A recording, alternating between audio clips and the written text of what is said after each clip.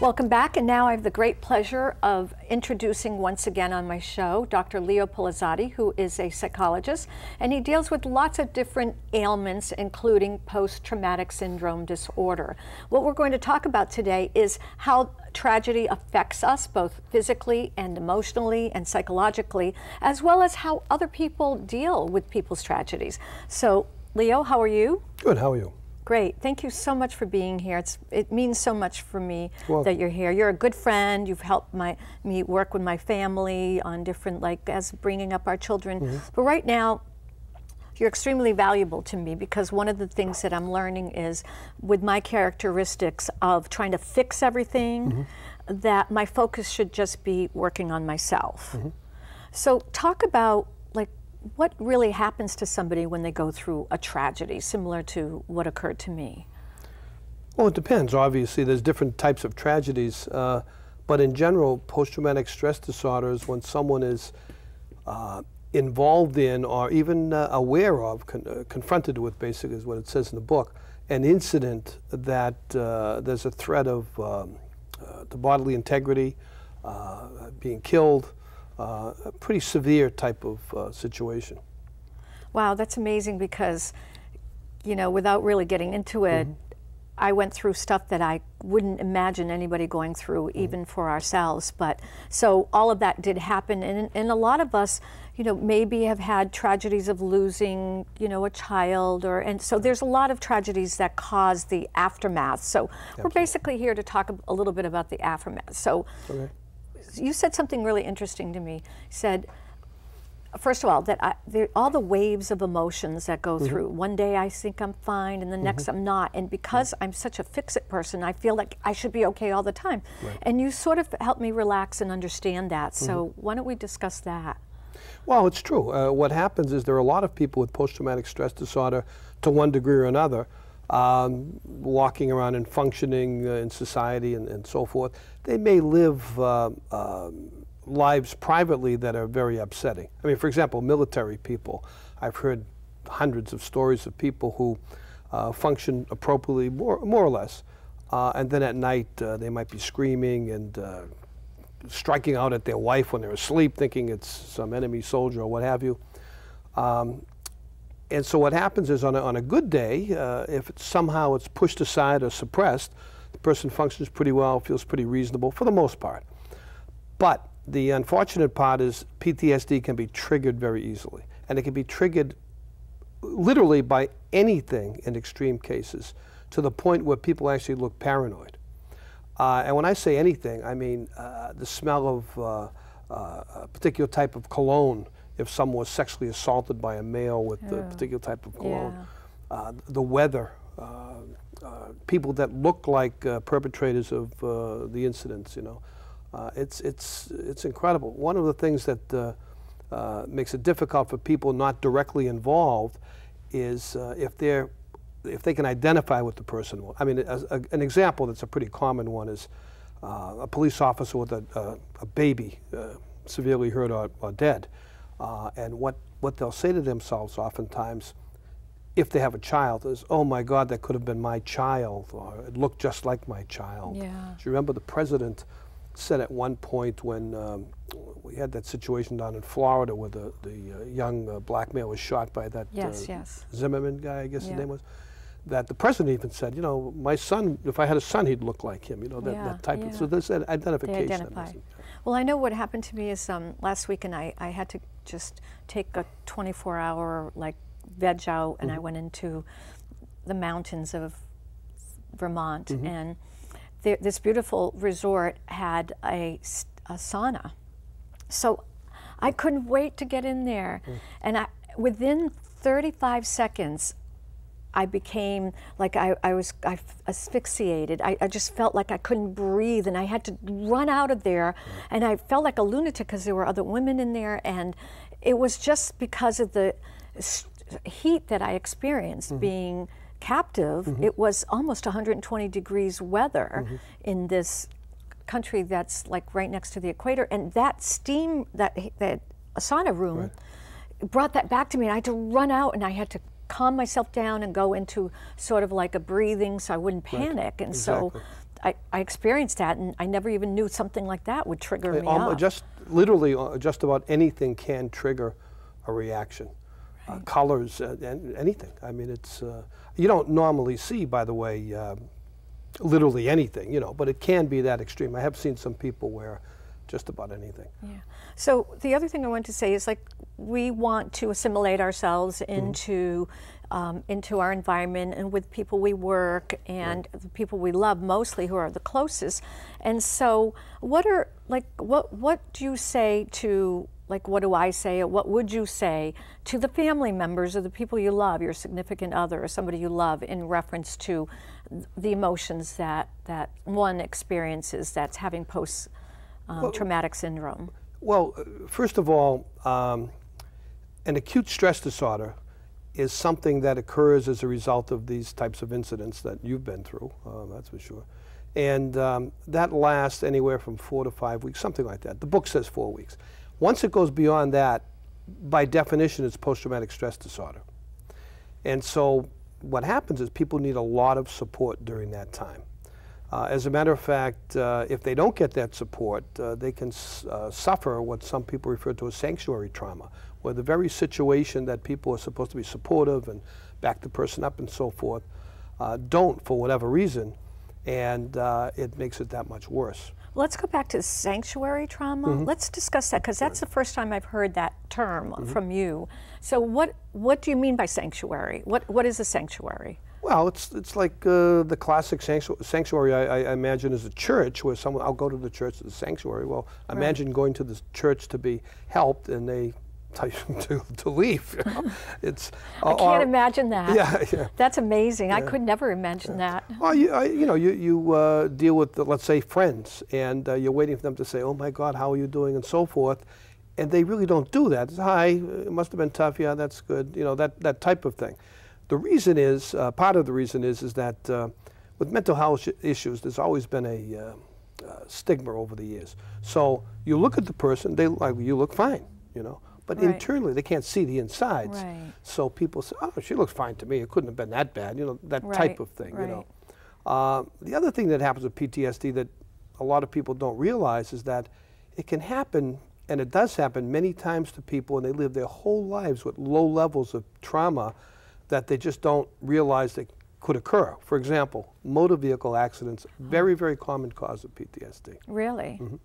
You know what, we're going to come back to also talk about, you know, other aspects of this, because it's not just the trauma, but how other people react to the trauma, which is you're starting to get into. So, okay, we'll be right back.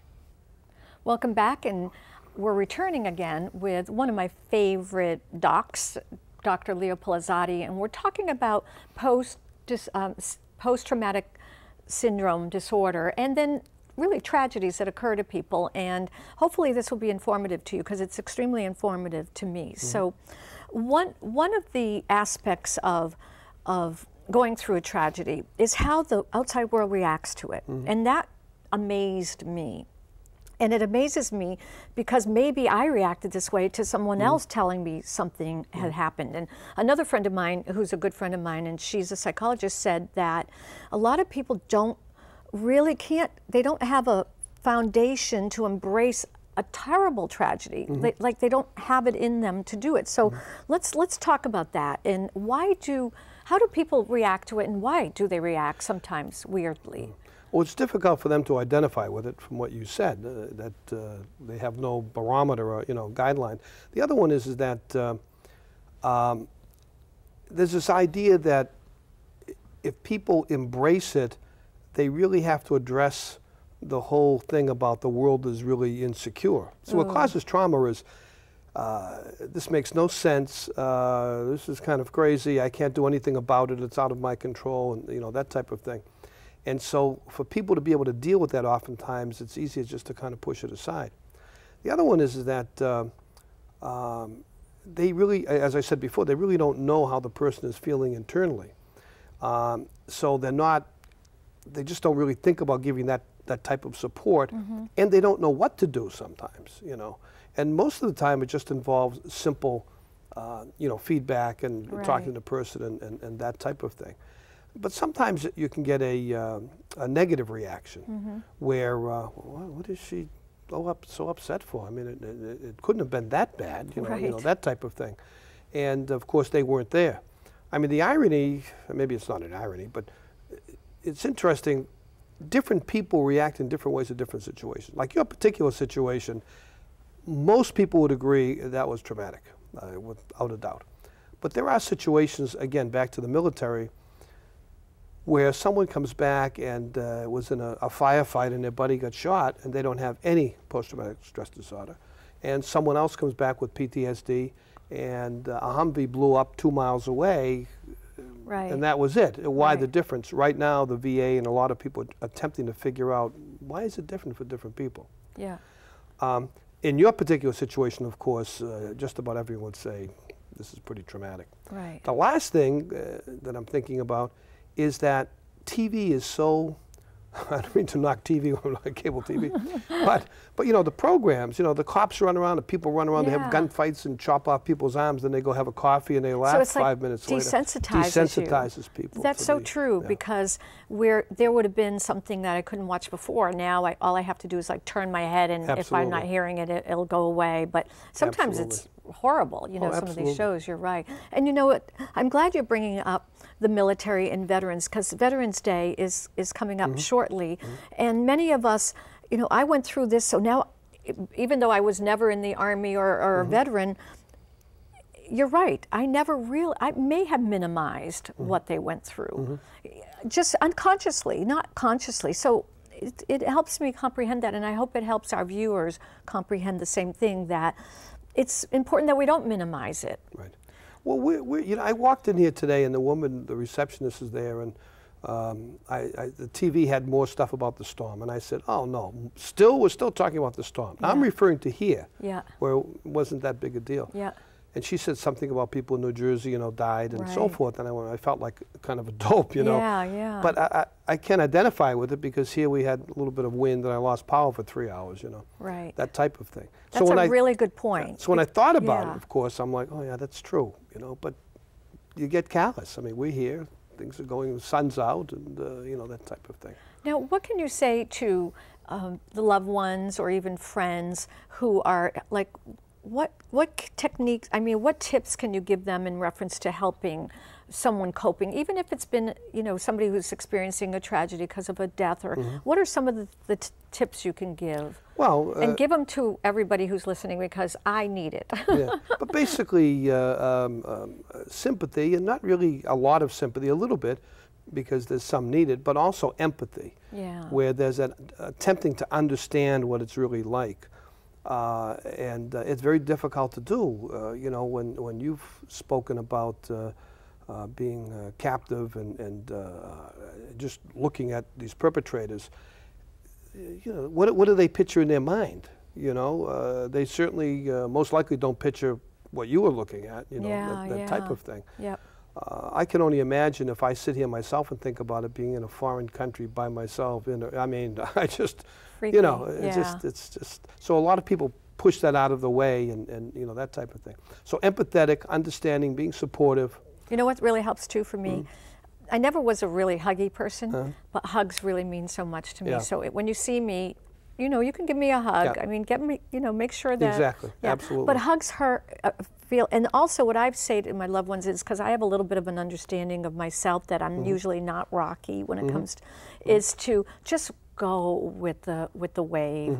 You know, don't try to fix it. Don't try to minimize it. Just go with it. And sometimes just holding and sympathizing or empathizing and saying, you're going to be okay. Sometimes just those little words, you are going to be okay. Exactly. Yeah. There's a procedure called EMDR that was developed some years ago that's used a lot with PTSD. And it was interesting. In Francine Shapiro Later's book, I read this article where in Nicaragua, I think it was, they had a bunch of children who were in poverty and saw a lot of bad stuff. And she had them, believe it or not, hug themselves like this. And then the procedure involves alternating back and forth the left, right side of the brain. And so tapping themselves on either side, so their attention went back and forth. But the key was the hug. Wow. And so published a research article claiming that a number of these people felt somewhat better. Well, it's not just the hugging, it's also you know, alternating back and forth, just to kind of tune yourself out from the whole thing. Right, tune yourself out, or even stay focused. Okay, we're going to take. When someone hugs you, yeah, they're pulling you out of yourself to them. Oh yeah, so that's good. And sort of the energy, you kind of blend the energy and take the pain away a little bit. That's in California, really they talk that way all the time. Yeah, well, that's why it feels so good to hug your children and your children when they're crying. Yeah. So we still have that inner child too.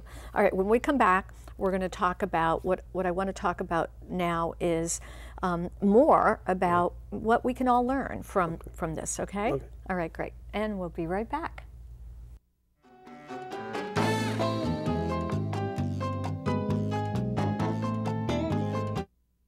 Everybody likes free, but this is better than free. It's really free checking from Commerce Bank. Really free checking with no monthly fees, no minimum balance. You get a free debit card, free online banking, and free bill pay. It's the Really Free Checking account from Commerce Bank. For details and to open yours, visit any Commerce Bank location or online at bankatcommerce.com. The 1960s, the most exciting and innovative decade in the history of music. You can experience the ultimate 60s flashback at This is the 60s, a unique multimedia stage experience blending live music, film, dance, fashion, TV, and psychedelic images to recreate every aspect of 60s pop culture. This is the 60s. Coming to the Hanover Theater in Worcester in partnership with First Night Worcester. Get your tickets at thehanovertheater.org. Dino's Ristorante has been serving its customers the finest in northern and southern Italian cuisine and a variety of American foods for over 60 years. Specializing in seafood, steaks, veal, and our famous pizzas, Dino's uses only the freshest of ingredients because our customers deserve the best. Dino's hopes that we can serve you at your next business, social, or holiday gathering. Mangia. Dino's Ristorante. Let us give you a little taste of Italy. Welcome back, and now back to our very interesting topic with Dr. Leo Polizoti. And then as you're speaking, Leo, your information's popping up. So if anybody ever wants to get in touch with you or has issues to discuss, or even just, I like you as a life coach myself, you know, calling you. Thanks. So this is great. One of the things that bothers me is not that people really don't have the foundation to really comprehend, because I don't think I could have either gone through it. In fact, I still am washing a lot of these thoughts from my head to imagine what I went through.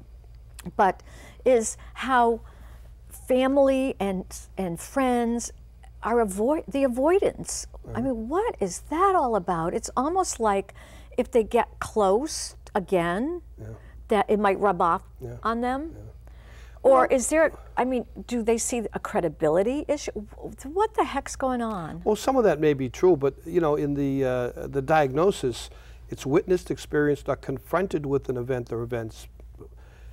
So you'd be a confrontation with the event for them. Right. I mean, one could argue, maybe this wouldn't happen all that often, that if you told a lot of details and someone thought about it, they could be somewhat traumatized.